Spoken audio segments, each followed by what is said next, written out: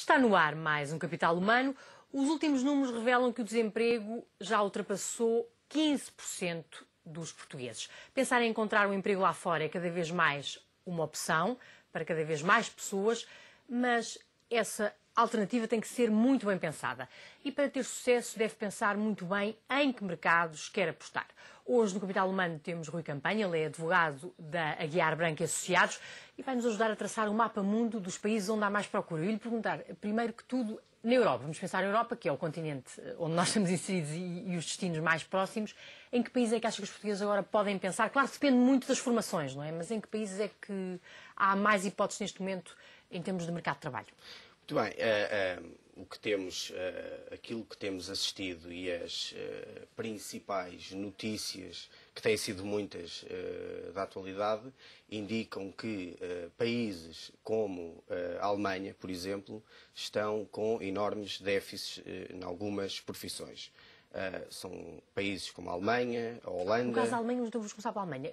É, sobretudo engenheiros, não é? Eles sobretudo na área de engenharia, inclusivamente...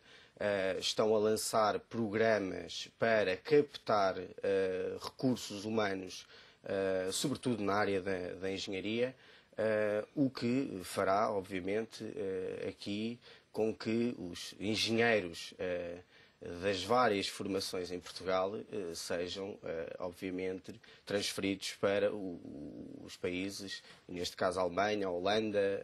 Holanda também. Holanda também, sobretudo na área das energias renováveis, os países nórdicos também, o Reino Unido, sobretudo na área da saúde, como temos assistido até à questão dos enfermeiros. O Reino Unido, porque os enfermeiros portugueses são muito valorizados lá fora em termos de formação, não é? É, sobretudo, algumas notícias recentes até indicam que a fama dos enfermeiros está tão longe como, por exemplo, na Austrália. A qualidade dos enfermeiros portugueses já chegou à Austrália. Já chegou à Austrália, portanto, há notícias até recentes da comunicação social que indicam isso. Porque, sobretudo, tem que ver com questões de qualidade da formação profissional, tem que ver com questões de qualidade da formação profissional, o facto de sermos um povo com grande capacidade para aprender línguas. Temos outra enorme característica, é que somos muito flexíveis. Há uma expressão, uma palavra que nós utilizamos muito, que é o desenrascanço, não é?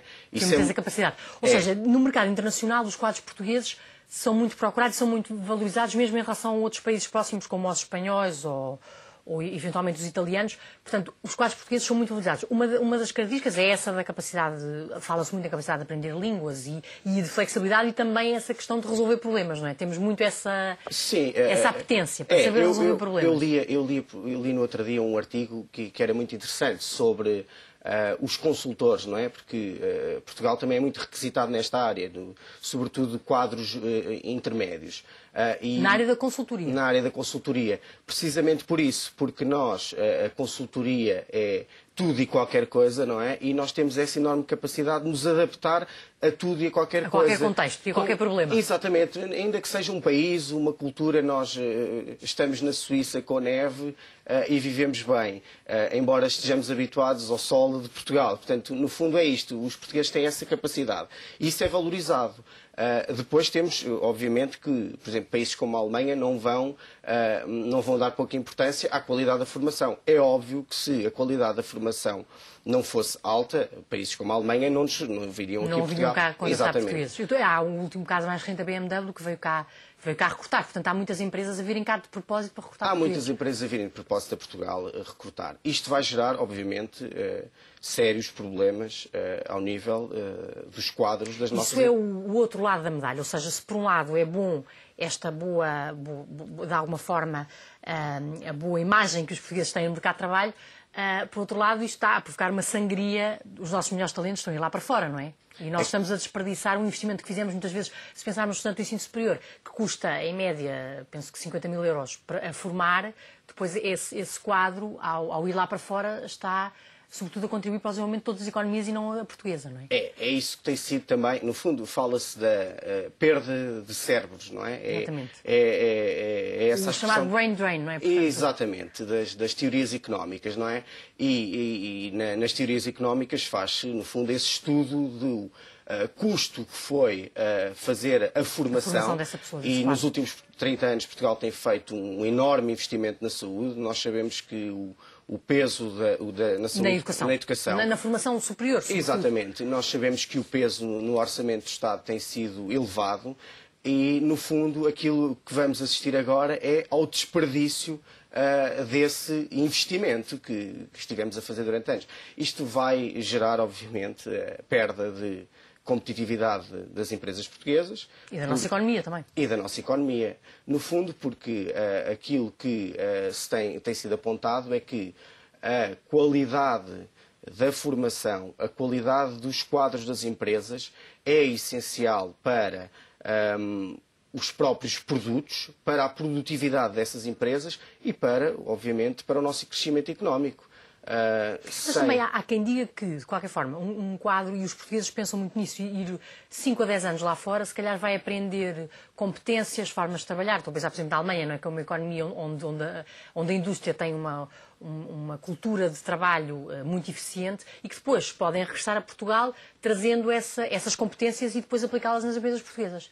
Também há essa hipótese, não é? Isso é um aspecto positivo. Isto não tem, obviamente, só aspectos negativos, mas é um aspecto positivo, porque, de facto, daqui a 5, 10, 15 anos, certamente teremos essa experiência de outros países no nosso país. O problema é que a crise está à vista e, se calhar, durante estes 10 ou 15 anos, Portugal vai estar sem essa qualificação. Sem essa massa cinzenta. Sem essa massa cinzenta. Se calhar este era um momento em que isso seria mais importante. Tentar manter as pessoas cá, arranjar alternativas de inserção profissional. Não é fácil. Não é fácil. Não é fácil. As empresas também não têm dinheiro. Os apoios são poucos. Ultimamente aquilo que se assiste é apoios quase exclusivamente para empresas que estejam viradas para o mercado exportador, o que faz algum sentido, mas os apoios são poucos e, portanto, as empresas vão ter tendência a cortar nas remunerações, vão ter tendência... Aliás, os estudos revelam que no próximo ano a tendência é essa, vai haver um corte significativo dos salários, não é? Portanto, vamos ter que ter empresas criativas, conscientes que, se deixarem fugir este capital humano durante os próximos 10 ou 15 anos, é expectável que não regressem e portanto, é preciso alertar as empresas para isso. Também há quem diga que essa perda é uma perda que vai demorar depois muitas décadas a recuperar.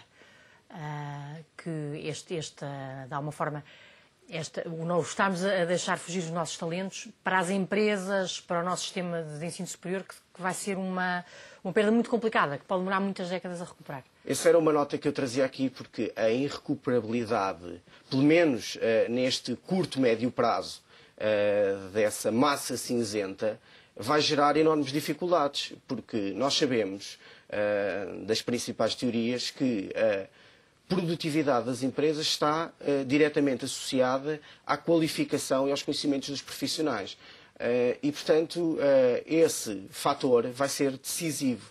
Eu acho que as empresas que tiverem a criatividade para conseguir promover funcionários, no fundo... Promover, mas sem os poder aumentar as remunerações, não é? Mas promover, se calhar, de outras formas. Claro, há várias iniciativas que se podem tomar dentro das próprias empresas. Repare, reformular os modelos de gestão, porque há muitos portugueses que se queixam que não estão satisfeitos, que não são ouvidos, que não é apreciado dentro das empresas portuguesas a qualidade de vida pessoal de cada um. Há muitos portugueses que têm queixas deste género e, portanto, há pequenas questões que, se calhar, se fossem alteradas dentro das próprias estruturas empresariais, poderiam fazer com que alguns portugueses ficassem no nosso país. Repare que os portugueses que estão a sair não são necessariamente os que estão, não são pelo menos só os que estão desempregados, são também alguns que, embora estando com o seu a emprego, trabalhar neste momento, estão insatisfeitos. E, portanto, eu tenho vários exemplos nas áreas das engenharias, até porque o mercado lá fora é mais tentador. Não podemos ignorar a questão dos salários, não é? Os salários são muito mais altos. E as condições, de trabalho. De vida e de trabalho. São diferentes horários de trabalho. Eu, por acaso, recordo-me de um caso de uma grande empresa, de um alto responsável de um setor, e que me dizia que estava a concorrer para a Alemanha porque sentia que aqui não conseguia nem progredir mais na empresa, nem aprender mais. E, portanto, sentia que se queria progredir tinha que ir lá para fora. O que é um bocadinho triste, não é? Pensarmos nisso. Que as nossas empresas e a nossa economia não dão oportunidades às pessoas para crescer, não é? Lá está, se calhar é dar liberdade a quem tem essas qualificações para, no fundo, promover as suas ideias. Isso, se calhar, é um fator que esses profissionais... Que não custa dinheiro. Que não custa dinheiro e que esses profissionais... Exatamente. Sim, não estamos aqui a fazer um apelo às todas lá para fora, mas há um mercado que nós também temos que falar, porque muitas pessoas não há alternativas, não é? Portanto, têm mesmo que pensar em ir lá para fora. O Brasil também é um mercado, e Moçambique também, mas o Brasil é um mercado para onde os portugueses estão a olhar agora muito, sobretudo São Paulo, Rio de Janeiro. Sobretudo, tem que ver o Brasil com os Jogos Olímpicos e o Campeonato do Mundo. E o Mundial. Portanto, o déficit de profissões, nomeadamente na área da engenharia, da construção, é muito alto. Aliás, estima-se que até 2015 vão precisar de 1.800.000 pessoas. Sim, que não têm, não é? Portanto... Estão a fazer enormes investimentos nas universidades, estão a promover o ensino à distância porque não conseguem ter capacidade para formar o número de pessoas que necessitam. E, de facto, é um mercado que está aos olhos dos portugueses, até por uma questão de linguística. A facilidade é maior nesse aspecto.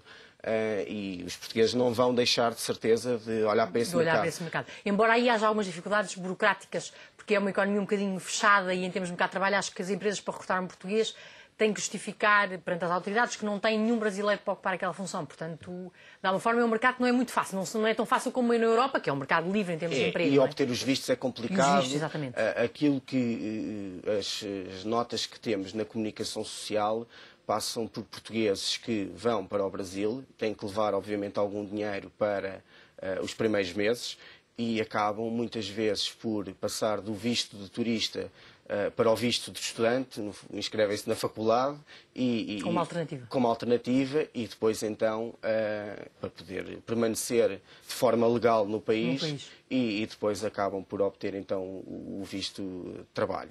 Porque... Moçambique é considerado um bocadinho a nova estrela da África, não é? Moçambique está a ganhar cada vez mais... Moçambique tem sido abordado, mas não é um mercado para o qual os portugueses, pelas notas que temos, ainda olhem muito. Tem sido ultimamente Angola, não é? O boom. Mas Angola há aquele problema que eu recentemente vi, que houve uma iniciativa no Porto para recrutar pessoas e eles agora querem que os angolanos regressem. Ou seja, estão a preferir contratar os angolanos que cá estão e dizem claramente, assumem que preferem angolanos a portugueses. Portanto, é o que eles chamam a angolanização da economia, não é? Mas ainda continua a ser um mercado. A questão é que há uns 2 ou 3 anos, Angola era vista como um país onde os salários eram muito altos e agora os portugueses começaram a perceber que os salários já não são tão altos. Até porque o custo de vida lá é brutal, não é? Exatamente, e o custo de vida é muito alto. Nomeadamente, se um português quiser deslocar para Angola com a família e com os filhos, os colégios são caríssimos, as refeições são muito caras. Os restaurantes acho que é impossível comer, não é? Um pequeno almoço, tudo é caríssimo. Isso começa a ser um fator também para os portugueses evitarem esse mercado. E, portanto, viram-se para outros mercados. A questão agora tem que ver, sobretudo, com aquilo que os portugueses pensam também fazer dentro da Europa. Porque dentro da Europa... Acha que é esse o mercado em que devem apostar mais? Eu acho que é preferível que se aposte no mercado europeu, porque é mais seguro do ponto de vista legal. Do ponto de vista legal, porque ultimamente tem sido produzida legislação que reconhece as qualificações académicas em todo o espaço europeu, espaço da União Europeia. E, sobretudo, reconhece a experiência profissional em determinadas áreas, da indústria, da construção, ou seja, imagina um engenheiro chega à Alemanha, automaticamente o seu diploma é reconhecido, portanto não tem problema nenhum. Tem um procedimento, obviamente, tem pontos de contacto logo no próprio país de origem, em Portugal, através da DGERT e do Instituto de Formação Profissional, que lhe permitem... Mas é uma questão formal. É uma questão formal, é um procedimento como outro qualquer, de reunir documentação, mas que facilita, digamos, a chegada ao país. E a inserção rápida no mercado de trabalho. E evita algumas histórias que nós ouvimos. De fraudes. Exatamente. Haveria muito mais para dizer, Rui Campanha, sobre esta questão, mas vamos mesmo ter que ficar por aqui. Rui Campanha, ele que é advogado da Aguiar Branco e Associados, apostar numa carreira internacional é cada vez mais uma hipótese para os portugueses, numa altura em que o desemprego está a crescer. Já sabe, pode encontrar mais oportunidades de emprego todas as segundas-feiras, no suplemento Universidade de Desemprego, do Diário Económico. Voltamos na próxima semana com mais um tema de capital humano, o recurso mais importante de qualquer empresa ou economia de sucesso.